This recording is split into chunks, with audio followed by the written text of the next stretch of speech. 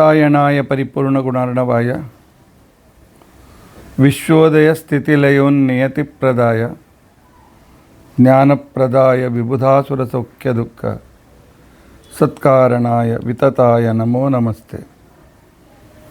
अभ्रमं भंगरहितं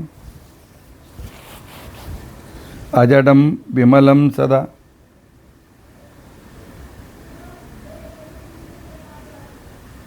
अभ्रमं भंगरहितं अजडं विमलं सदा तीर्थमतुलं भजे तापत्रयापहं भवति यदनुभावादेडमूकोऽपि वाग्मी जडमतिरपि जन्तुर्जायते प्राज्ञमौलिः सकलवचनचेतो देवता भारती सा मम वचसि निधत्तां सन्निधिं मानसे च। अस्मद्गुरुसमारम्भां टीकाकृत्पादमध्यगां श्रीमदाचार्यपर्यन्तां वन्दे गुरुपरम्परां। विद्यायां विबुधाचार्यं वेदज्ञानाब्धिचन्दिरं दुर्मतध्वान्तमार्ताण्डं सत्यध्यानमुनिं भजे। 50 वर्षपर्यन्तं सततं रामपूजकः श्रीसत्यप्रमोदगुरुराट् भासतां नो हृदम्बरे। बन्धुस्त्वं गुरुरिष्टदैवतमिति त्वत्पादपङ्केरुहं प्राप्तं मां परिपालयेति सततं याचे निबद्धाञ्जलिः। चित्तं मद्गुणदोषचिन्तनविधौ नूनं मनां मा कृताः श्रीसत्यात्मगुरो त्वदङ्घ्रियुगलं हित्वा न मे सद्गतिः।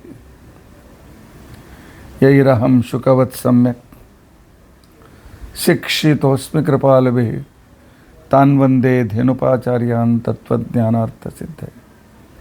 श्रीगुरुभ्यो नमः। हरिः ओम हरिः ओम हरिः ओम। स्वस्तिस्तु असेढसन्मङ्गलानि सन्तु। श्लोकैकश्रवणपठनमात्रेण वक्तुश्च श्रोतॄणां निखिलकलिकृतकल्मषापनोदनपटुतरे धर्माद्यखिलपुरुषार्थसाधने भूते अद्य भविष्योत्तरपुराणान्तर्गत वेङ्कटेशमहात्म्यप्रारम्भे सति किञ्चित् पूर्वकथानुवादः। हरिः ओम हरिः ओम हरिः ओम।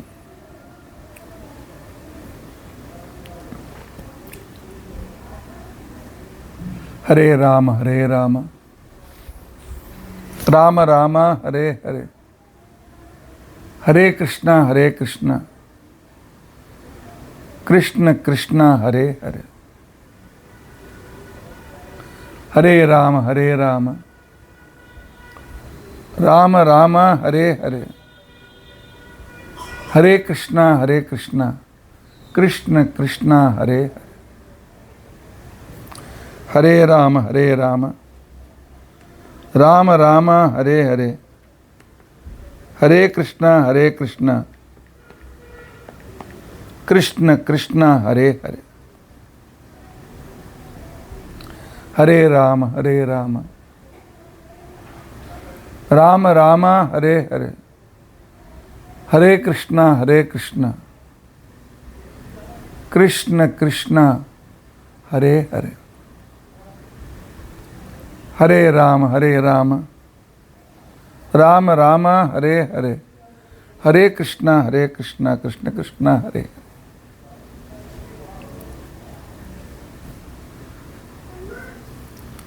कालच्या संदर्भातून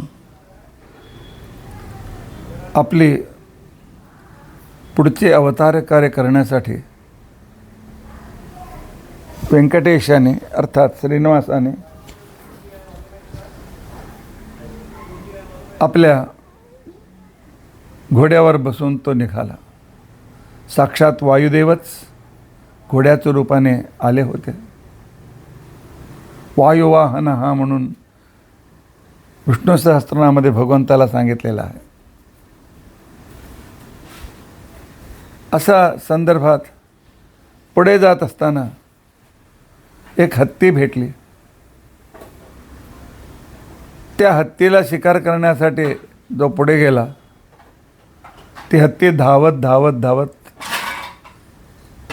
त्या पर्वताच्या खाली ते नारायणपूरपर्यंत श्रीनिवासाला घेऊन गेले. तिथे एक पुष्पवाटिका, त्या पुष्पवाटिकेपर्यंत येऊन हत्ती थांबली आणि बसून नमस्कार करून निघून गेले. जेव्हा श्रीनिवास अर्थात व्यंकटेश त्या पुष्पवाटिकेत प्रवेश करतात, तिथे अनेक कन्यका, त्याच्यामध्ये अत्यंत सुंदर एक कन्यकेला बघतात. यदा गतस्तदा कन्या दृष्टिमार्गम उपाश्रिता. हत्ती गेल्यानंतर ती कन्या दिसली. इथे ऋषी सूताचार्याकडून कथा ऐकत होताना त्याने सांगितलं, सा कन्या कस्य संबद्धा. ती कन्या कोण तो कोणाचे संबंधी आहे, कोणाची ती मुलगी, हे आम्हाला विस्ताराने सांगा. सूताचार्य सांगायला सुरू करतात. अवश्य सांगतो, ऐकत राहा.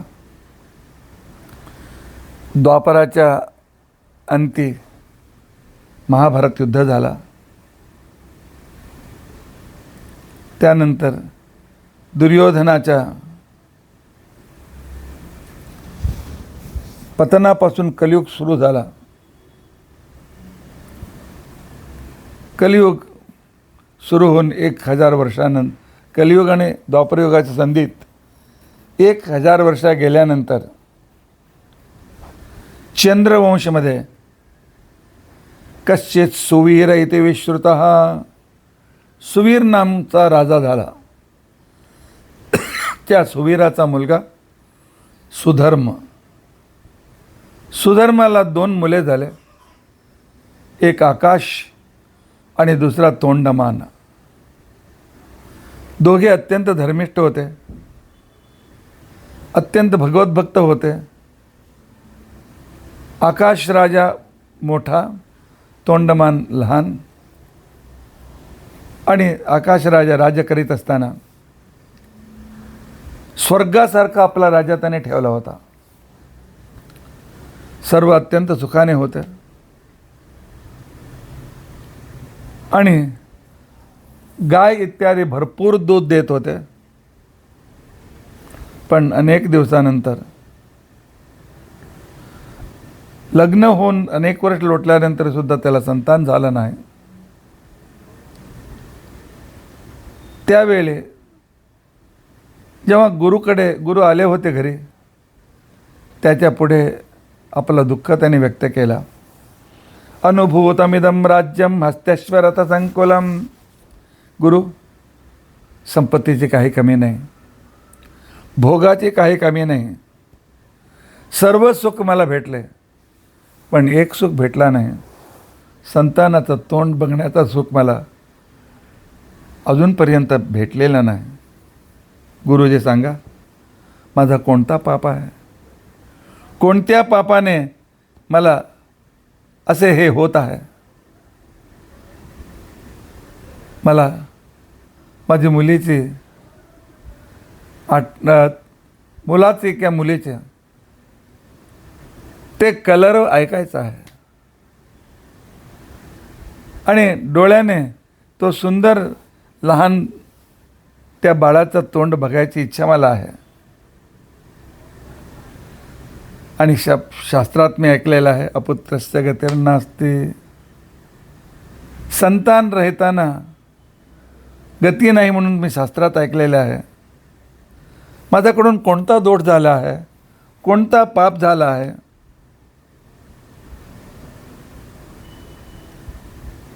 मला वाटतो जेव्हा मला अंतकाल येतो त्यावेळी मला घेण्यासाठी यमदूत येतात. चल चल, तू संतानहीन आहे, पुत्रहीन आहे. तुला यमाचा तो पुन्नाम नरकाला तुम्हाला घेऊन जातो, तिकडे तुला पाडतो. म्हणून ते मला सांगतील. यमसुद्धा सांगतो, दुराचारोस दुर्बुद्धे अपुत्रे ते यमेनेच्या. संतान नाही झाला ना म्हणून पापी असतो. पापी आहे म्हणून संतान झालेलं नाही. तो तशा वेळी माझी गती काय होणार. इतकंच नाही, माझी बायकोसुद्धा अत्यंत दुःखी आहे. मला माझी बायको इतकी सुगुणी आहे, अत्यंत श्रेष्ठ गुणी आहे माझी बायको. त्याच्यावर रागाने ओरडायचे मला अवकाशच भेटला नाही. मी वाट बघत आहे, मुले होतील. ते मुलांना रडत पाळण्यात बसून आपल्या कामाला जाईल. मी त्याच्यावर रागवून, काय करते काय, मुलगा रडत आहे, काम मोठा की मुलगा मोठा. त्याच्यावर ओरडायचं ते अवकाश मला भेटलंच नाही गुरुजी. आणि खेळणी आणून मुलांच्या दिल्यानंतर त्यांचा तो अत्यंत हसतमुख, त्यांच्या आनंदाने युक्त डोळे भेटायला मला भेटले नाही. आणि हत्तीवर मुलींचा वाढदिवसात हत्तीवर बसून मिरवणूक काढण्याची इच्छा माझ्या मनात आहे. पण ते सुद्धा आतापर्यंत पूर्ण झाला नाही. काय करू, कोणत्या उपायाने मला संतान होतील. आणि मुलाचे जेव्हा पत्नी गरोदर होते तेव्हा पुंसवन, अनवलोभन इत्यादी संस्कार करायचा, ती मजा वेगळीच. त्यानंतर जातकर्म, नामकरण आणि त्यानंतर 8व्या वर्षी उपनयन. हे सर्व जीवनातले अत्यंत आनंदाचे क्षण आहेत. गुरुजी, अहो दरिद्रस्य महानुभाव मे पुत्रेण हीनस्य कथम कतिर्भवेत. मी दरिद्र आहे, अमाप संपत्ती असून सुद्धा मी दरिद्र आहे. मी अत्यंत दुःखी आहे. संतानहीन मला कशी काय गती होणार. माझा वाटतो की हा मनुष्य जन्म माझा व्यर्थ गेला म्हणून असा वाटतो. पुत्र असेल, पुत्री असेल, कोणीच मला चालेल, पण कसे काय मला होतील. हे कंची वरदा अच्युत, हे श्रीरंगाचे रंगनाथ, हे पुरीचे जगन्नाथ आणि अनेक देवता, राम, कृष्ण, व्यंकटेश, रमाकांत, वराह, अच्युत, नारायण, रमापती, माझ्यावर कृपा करा ना. इतकं सर्व माझ्या शक्तीनुसार ते मी पूजा इत्यादी करतो. माझ्यावर आपली दया कशाला होत नाही. पापिष्टोहम गुरुआचारः, पुत्रहीन, संतानहीन मी पापिष्ट आहे. काय उपाय करू, कसे काय करू. गुरुजी सांगा, मला मार्गदर्शन द्या. अत्यंत दुःखाने आकाशराज रडू लागला. त्याच्या मागे बसलेली धरणी देवी सुद्धा तिचे अश्रू पुसत पुसत तिचे साडीचे ते पल्लू संपूर्ण ओला झाला होता. गुरुजीने बघितलं. शतानंद सांगतात, यज्ञम कुरु सुरपष्टेस्त, पुत्र कामेष्टी यज्ञ कर. त्याच्यासाठी सोन्याचा नांगर बनव. त्या सोन्याचा नांगर नांगून यज्ञशाला तयार कर. पुत्र कामेष्टी यज्ञ केल्यानंतर तुला संतान होतील असे सांगितल्यानंतर अत्यंत श्रद्धेने पुत्रकामेष्टी यज्ञ करण्यासाठी आकाशराजाने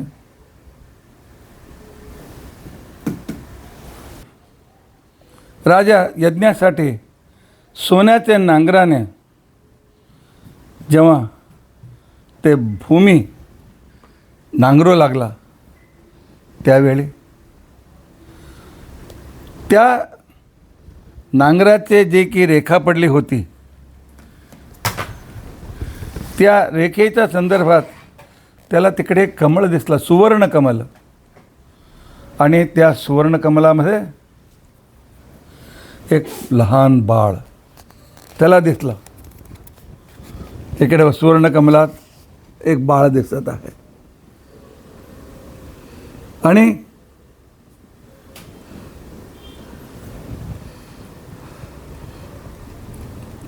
राजाला अत्यंत आश्चर्य वाटला.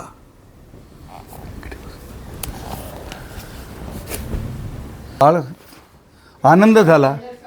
अजून पुत्रकामेष्ट यज्ञच झाला नाही, इतक्यात मला संतान भेटला म्हणून आकाशराजाला फार आनंद झाला. आणि आकाशराजा ते बाळ घेऊन आपला स्वतःच्या घरी गेला आणि आपली बायको धरणी देवीच्या हातात तिनं संपवलं. राजा आणि राणी धरणी देवी अत्यंत संतुष्ट होते. अत्यंत संतोषाने ते आपले व्यवहार करीत होते. त्यांची मुलगी वाढू लागली आणि त्या मुलीचं नाव त्यांनी पद्मावती असं नाव ठेवला. घरी लक्ष्मी आली म्हणून पुन्हा धरणी देवी गरोदर झाले आणि त्याला वसुदान नावाचा पुत्र उत्पन्न झाला. श्रुतं पुत्रस्य चरितं न श्रुतं व्यासवल्लभ.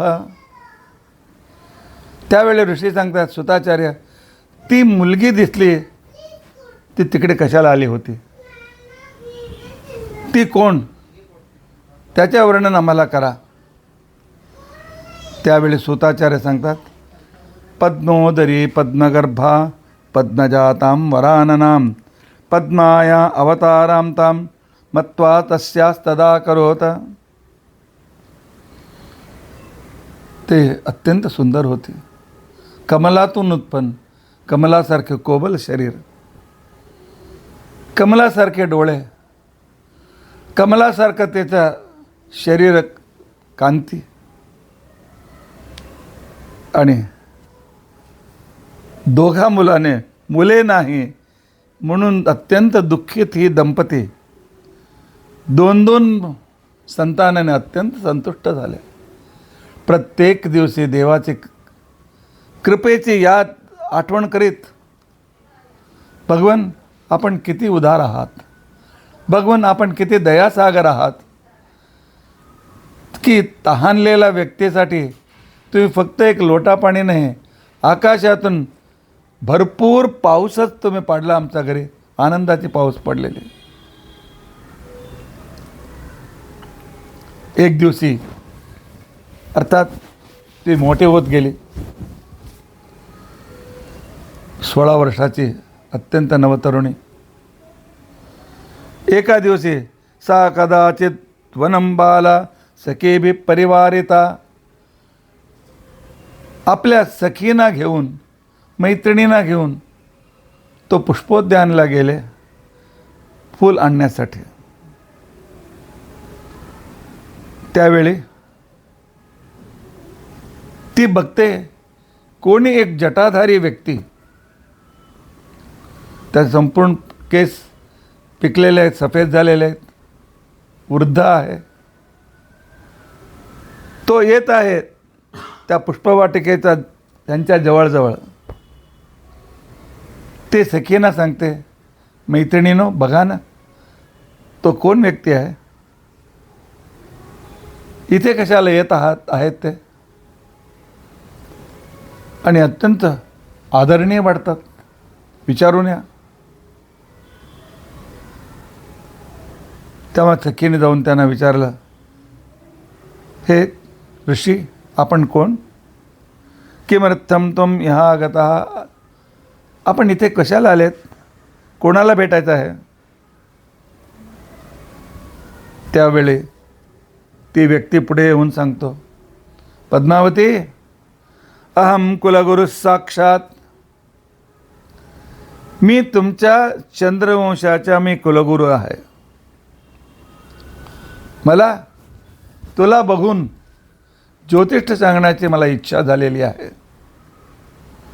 म्हणून पद्मावती, तुझे हात मला दाखव. हस्तम दर्शय मे पुत्री.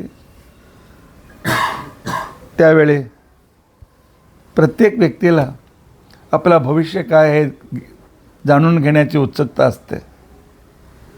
ते अत्यंत लाजत लाजत पद्मावतीने त्या नारदाचा, त्या आलेल्या वास्तव्यात नारद होते, त्यांच्यापुढे आपला हात दाखवला. विद्धी त्वं पितृतुल्यं माम. आप वडीलसारखा आहात. मला सांगा,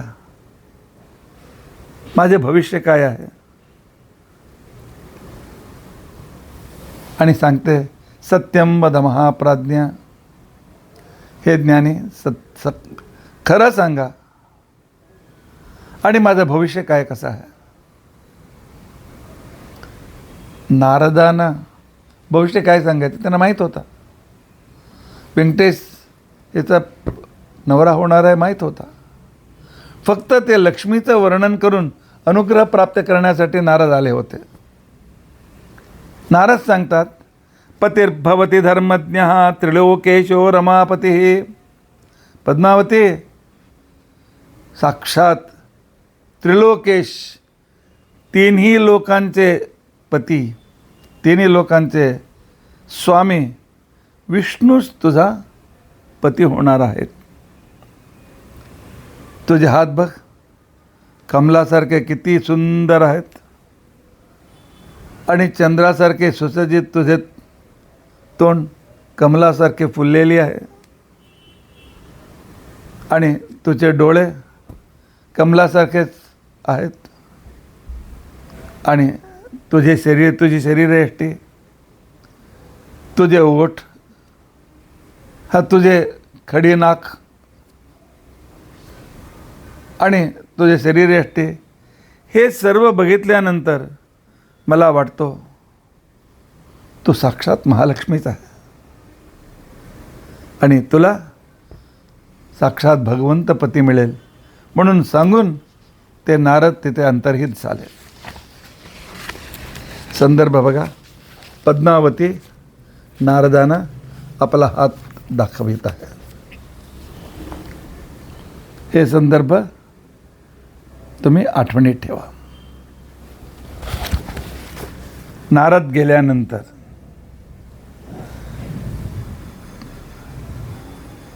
त्यावेळी सूताचार्य सांगतात, तो गरजत येत असलेल्या ते हत्तीला बघून पद्मावती आदी सखी घाबरल्या. घाबरून पुष्पवाटिकेत ते निघून गेले. पद्मावती घाबरून पुष्पवाटिकेत जात आहे. लक्ष देऊन बघा.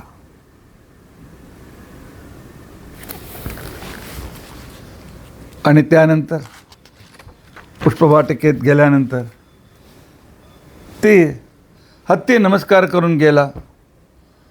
त्यानंतर त्याचे सखी बघतात, एक अश्वारूढ व्यक्ती तिकडे आलेला आहे. त्यांना बघून ते आपसात वार्ता करीत आहेत, हे कोण आहे, कुठून आला, कोयमत्र वरारोहे. पद्मावती, कोण असं आला असेल हा? बघायला तो शिकारला निघाला असा वाटतो, आणि घोड्यावर बसून येत आहे. त्यावेळी पद्मावती सांगते, तुम्ही पुढे जा. पृच्छन्तु तस्य वृत्तान्तं. तो कोण आहे विचार, त्याचे वडील कोण, त्याची आई काय, त्याचं नाव काय, त्याचा कुल कोणता, त्याचा गोत्र कोणता, हे सर्व सांगा. आणि जायला सांगा त्याला. संदर्भ असा होता, पद्मावती फर्स्ट साईट लवमध्ये पडले होते. त्याला बघून त्याच्या प्रेमात पडली होती. तिच्याविषयी जाणून घेण्याची उत्सुकता, पण त्याच्याशी बोलण्याचे साहस नाही. सांगतो विचारा, सर्व विचारा आणि जायला सांगा. त्यावेळेस सखे त्या व्यंकटेशाकडे येतात, त्याची पृच्छा करतात. आपण कोण, इथे कशाला आल्यात, आपल्याचं काम काय आहे. बघा इथे आम्ही फक्त आम्ही स्त्रियाच आहोत. किम कार्यम मदस्य शीघ्रम ते, कशासाठी तुम्ही कशाला आलात. कोते वासहा, आपण कुठून आलात. का ते माताच्या कप्पिता, तुमचे आई कोण, तुमचे वडील कोण, तुमचे भाऊ कोण, बहिणी आहे का, कशा तुम्ही तटाला. आणि जागा इथे फक्त स्त्रिया आहेत. ह्या स्त्रियांच्या इथे आकाशराजाच्या राज्यामध्ये एकाच तर स्त्रियांची वार्ता करायचे नियम नाही. तुम्ही जा. त्यावेळी व्यंकटेश घोड्यातून खाली उतरले.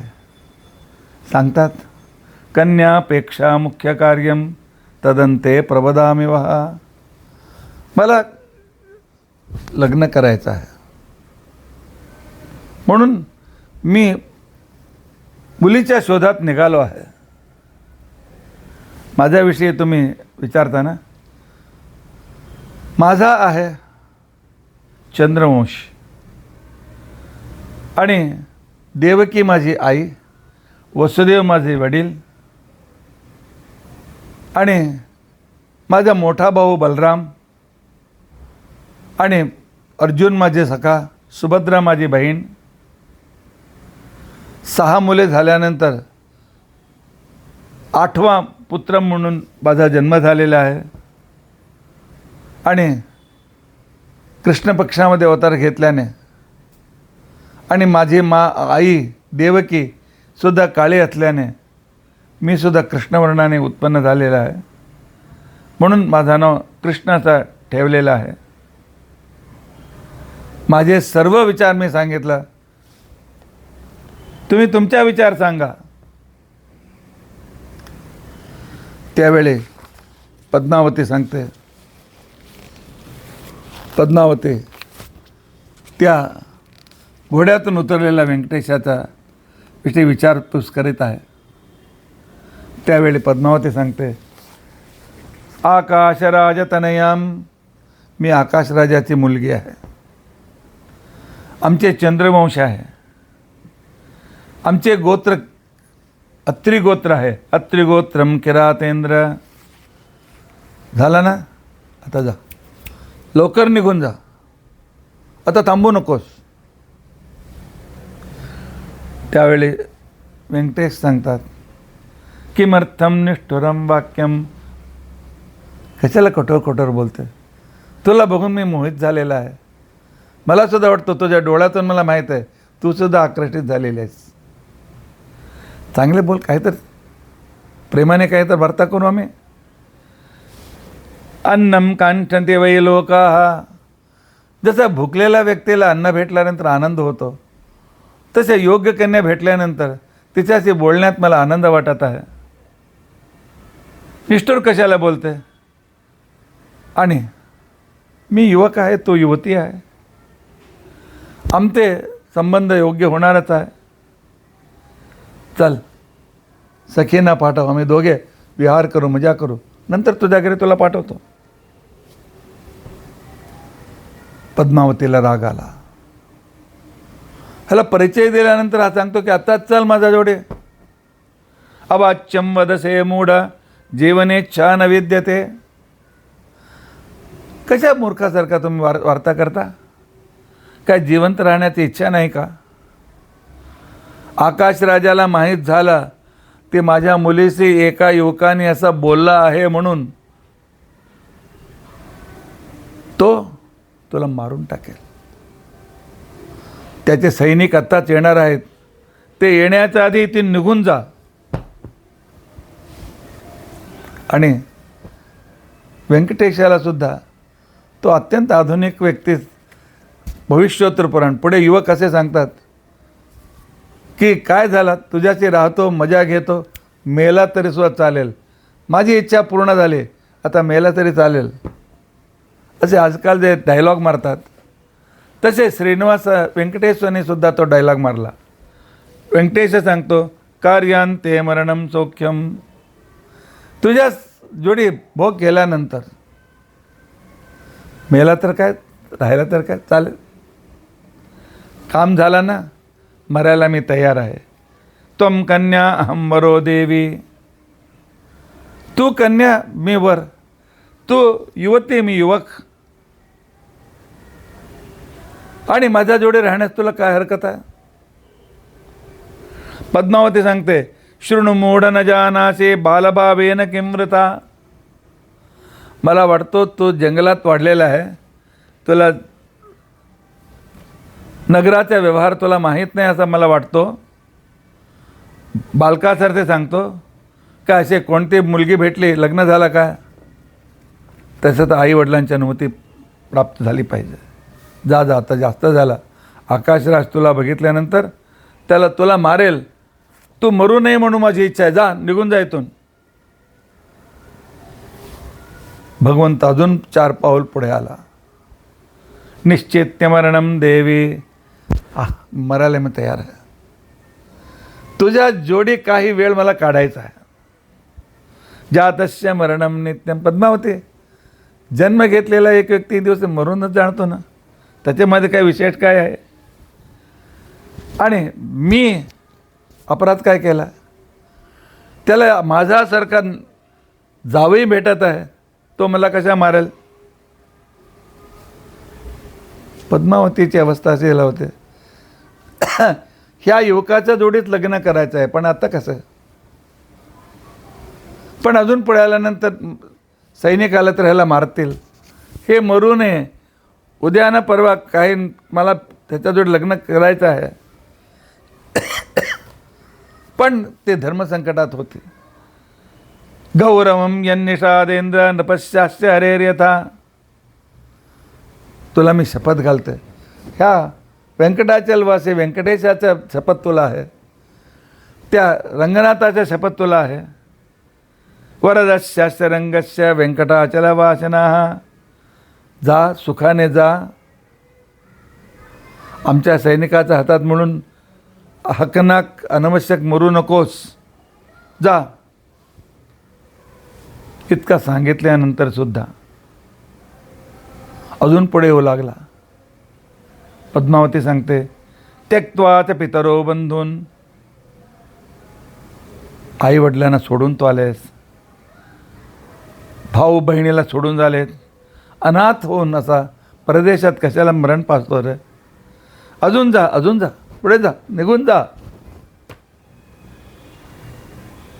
व्यंकटेश सोडणार कुठे होता.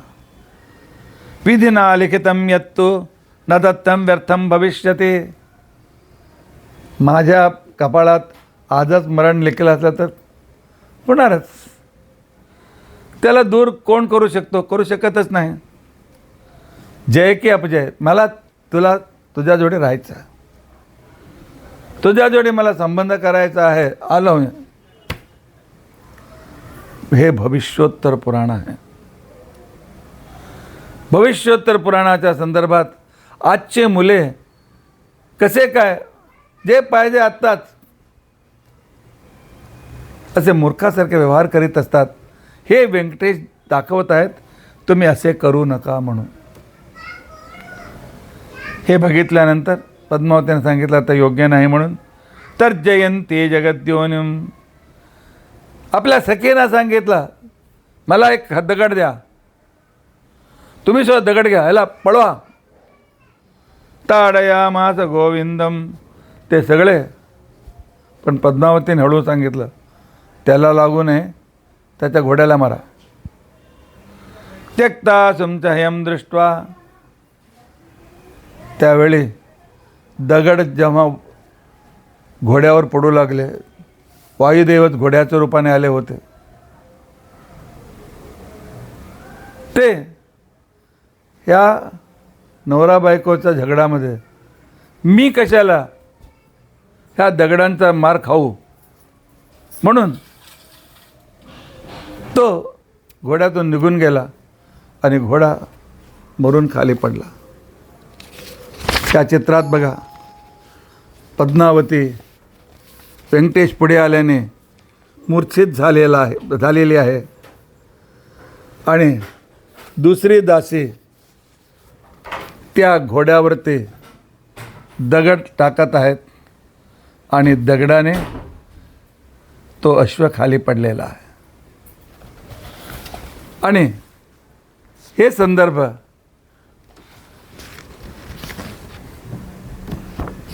आता व्यंकटेशाने विचार केला, इतका जोग केला तर पुरे, अजून जास्त नको, नाहीतर पद्मावती घाबरून तीच मरेल. म्हणून व्यंकटेशाने काय केला, तिथून तो निघून गेला. निघून गेल्यानंतर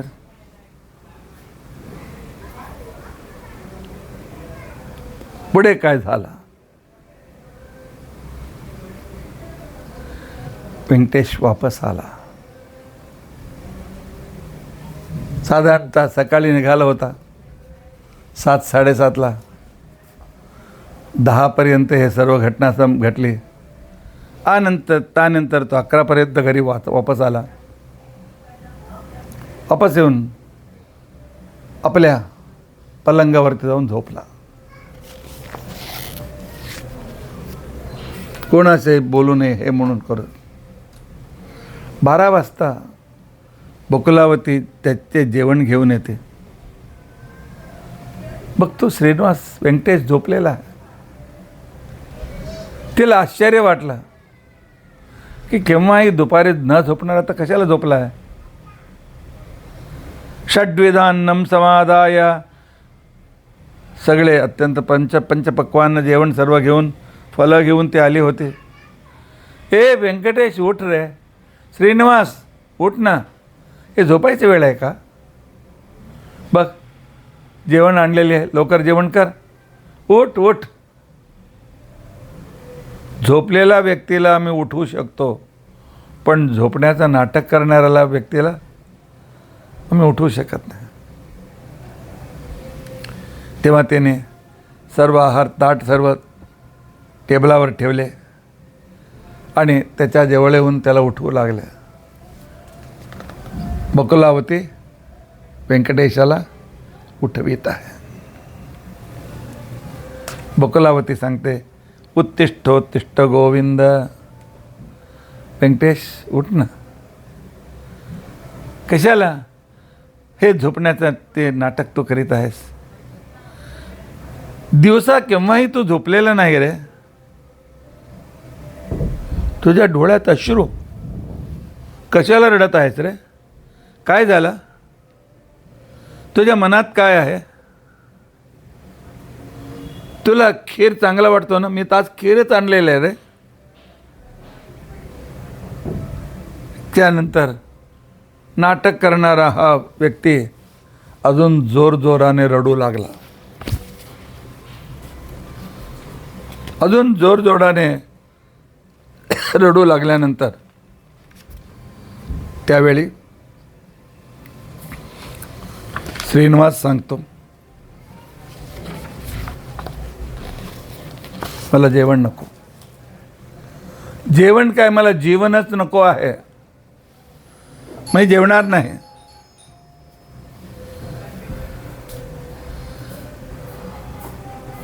म्हणून अजून जोरजोराने रडत तो नाटक करू लागला.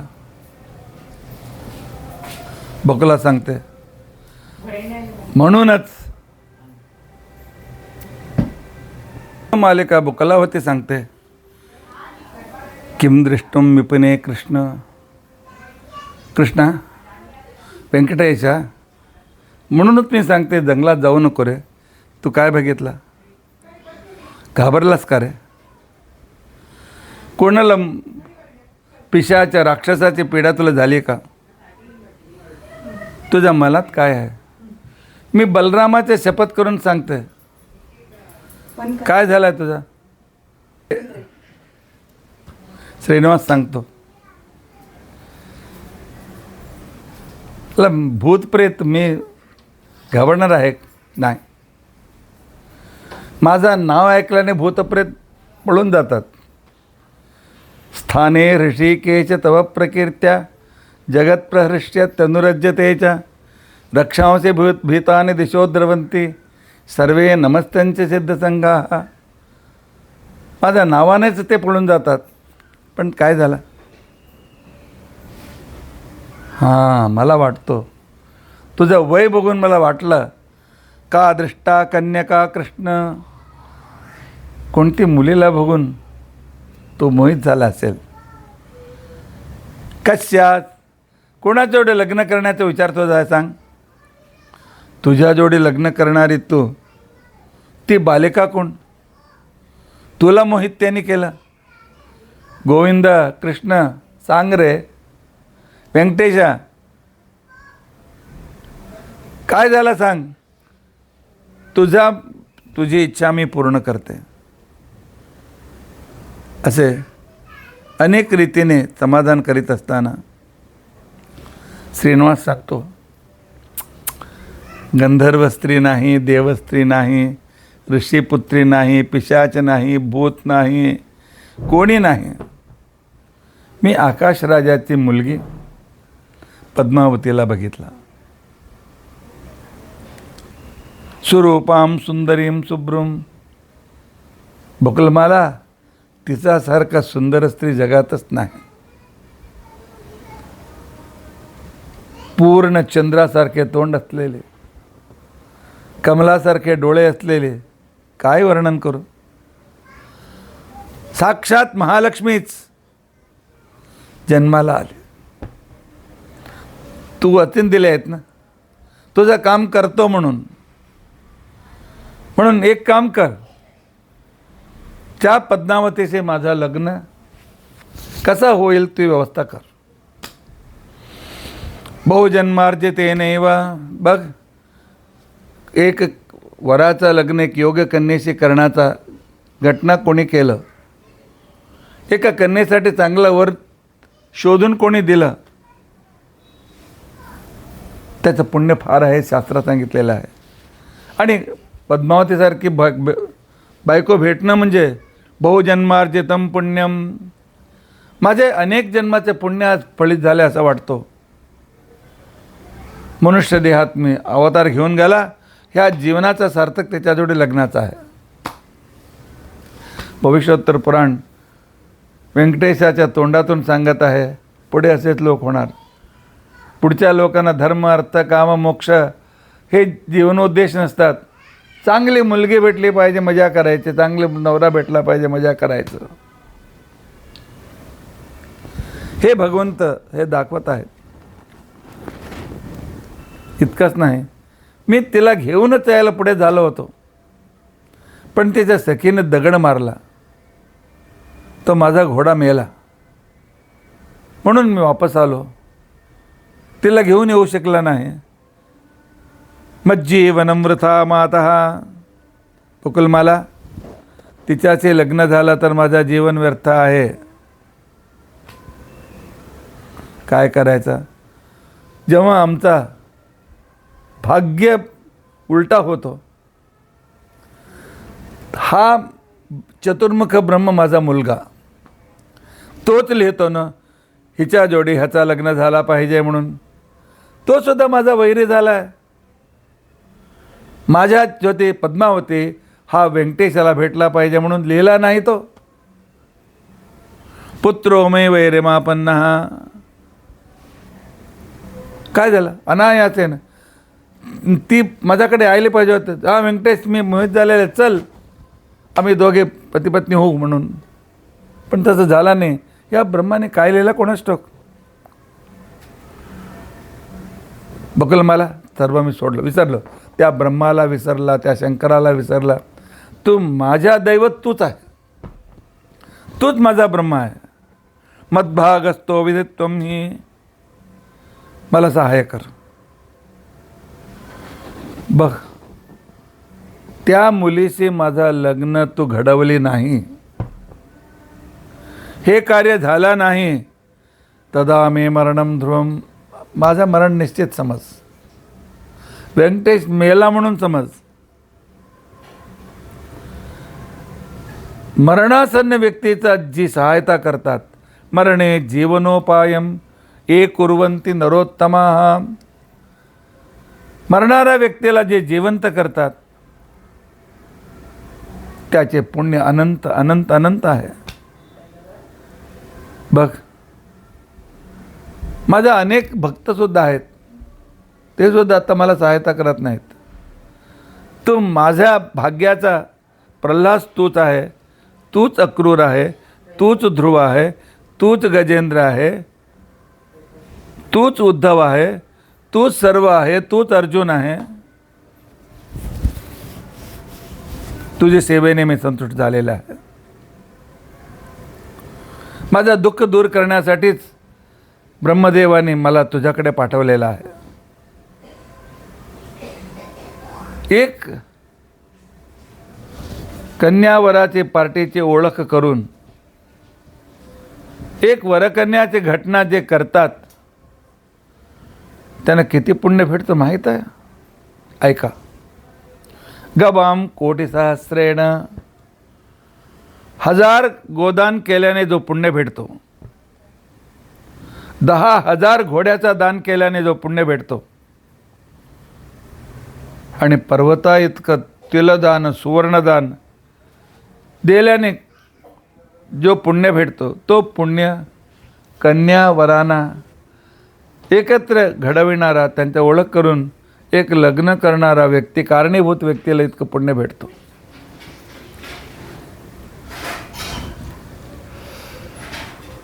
भुकला मला विचारते, कुत्रास्ते जगदाधार, ती मुलगी कुठे राहते? मी जातो. मी जाऊन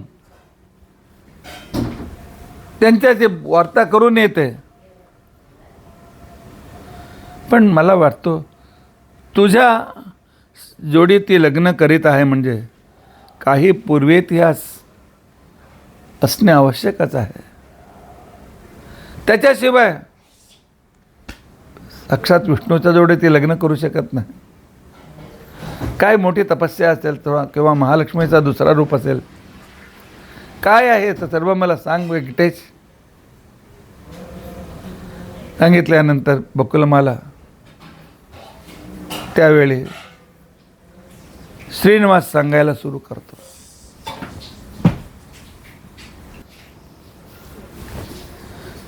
त्रेतायुग होता. त्रेतायुगाच्या संदर्भात रावण नावाचा एक दुष्ट व्यक्ती, तो रोज सकाळी 3 वाजता उठायचा, 10 पर्यंत वेदपठन होम हवन सर्व करायचं. 10 वाजता नाश्ता घेऊन आपल्या पुष्पक विमानावर बसून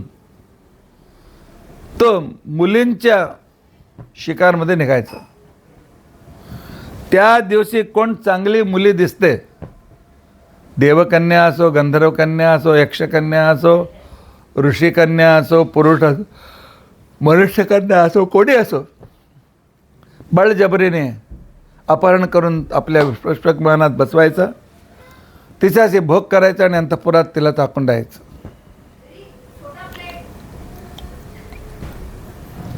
असे येत असताना एक दिवशी एक अत्यंत सुंदर स्त्रीला तिने बघितलं. ती तपस्या करीत बसली होती. अद्भुत सौंदर्य, अद्भुत तेज होता.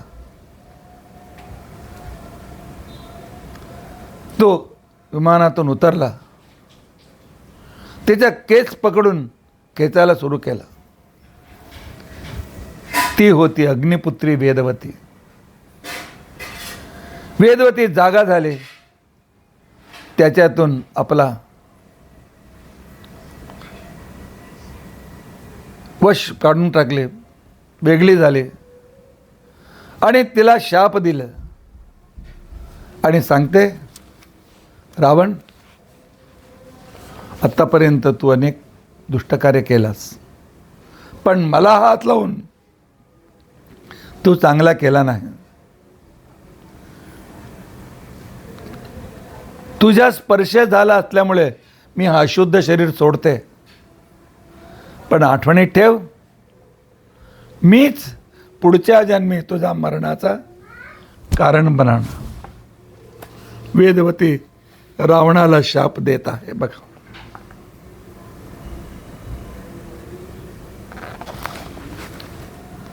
आणि त्यानंतर वेदवती स्वतः अग्निपुत्री योगाग्नी नित्य करून स्वतः अग्नीत ते प्रवेश करते.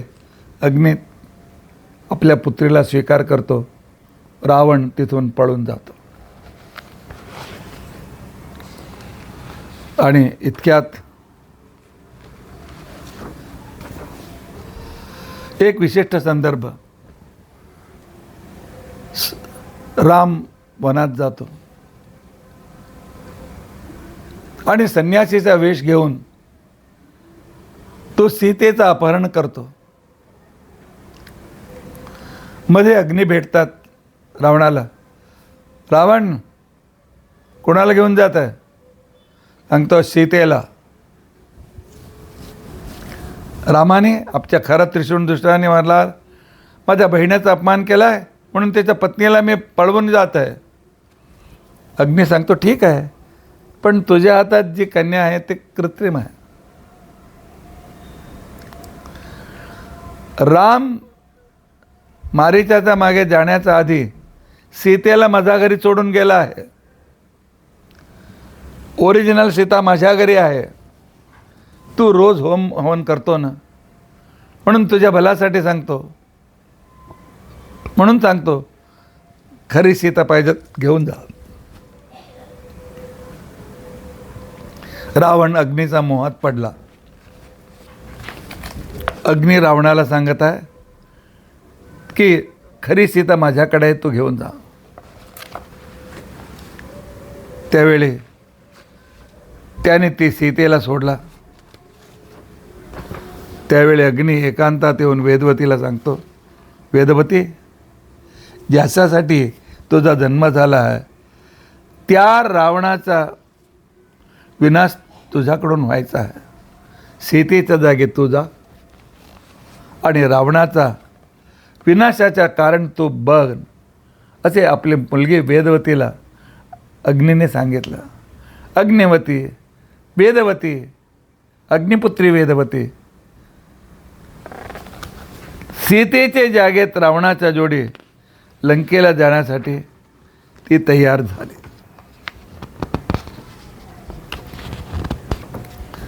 त्यानंतर कथा तुम्हाला माहीत आहे. राम सेतू बांधून रावणाच्यावर आक्रमण केलं आणि आक्रमण केल्यानंतर रावणाला संपूर्ण मारून टाकला. रावणच्या मरणानंतर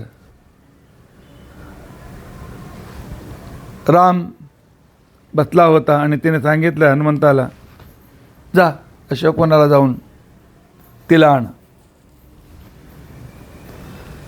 तिथून हनुमान ते अशोकवनात असलेले सीतेला घेऊन आला.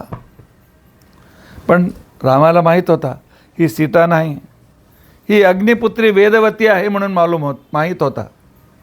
म्हणून त्याने वेदवतीला सांगितलं, वेदवती, हे कन्या, हे जेव्हापर्यंत तू लंकेत आहे तिथपर्यंत माझी जबाबदारी होती. आता तुझा सुटका करतो, तुझ्या घरी तू जा.